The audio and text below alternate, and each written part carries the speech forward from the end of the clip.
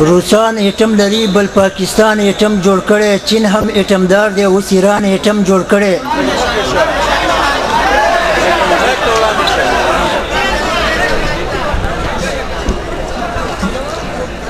روسان ایټم لري بل پاکستان ایټم جوړ کړي چین هم ایټم دار دی اوس ایران ایټم جوړ کړي خو افسوس افغانستان موږ هیڅ شی جوړوي نه شو خو افسوس افغانستان موږ هیڅ شی جوړوي نه شو کوم شی چې دستا جوړو په کباړ مو دی خرڅ کړي دا یو نظم دی د خو کارونو دی مننه کوم د یو افغان په خیس پوښتنه کوم زمونږ وګوره پخواني تواریخ اوباما ته یادګیرنه کوم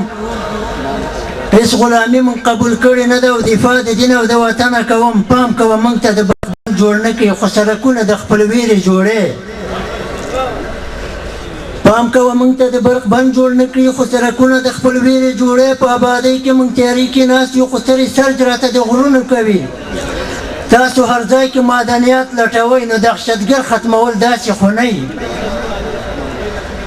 تاسو هر ځای کې معدنیات لټوئ نو دهشتګر ختمول داسې نه وي ټول معدنیات مو زموږ وچلول د القاعده ختمول داسې خو نه اجازونه نه ورکوي ملي اردو ته نو ملي اردو دا روزل داسې خو نه موږ ټول جازونه سمدستي غواړو ډرون حملو ټکنالوژي غواړو نو کرزی صاحب تا ته یادګیرنه کوم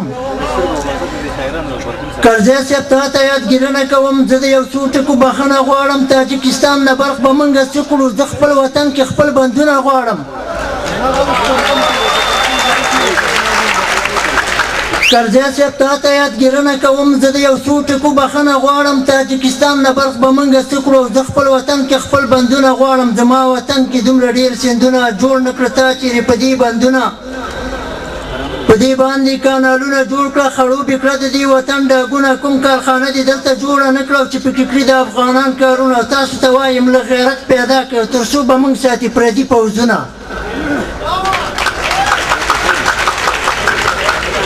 تاسو ته وایم له غیرت پیدا کړئ او تر څو به موږ ساتي پردي پوځونه او راځئ چې وساتو دا ښکلی وطن پس دې نه کړو نور بې ځایه جنګونه نو جوړېدل د وطن داسې خو نه یو چې راځي ټول د پاکستان مالونه نو موږ خپل وطن کې خپل بندونه غواړو رڼا دپاره نور برقونه غواړو زموږ دپاره کارخانې جوړې کړه په چلېدلي ماشینونه غواړو چې خپل وطن ته خپله کار وکړو څو به د نورو نه خیرونه غواړو قوي برق غواړو چې ماشین چلوي قوي برق غواړو چې ماشین چلوي او نه چې بې ځایه سولرونه غواړو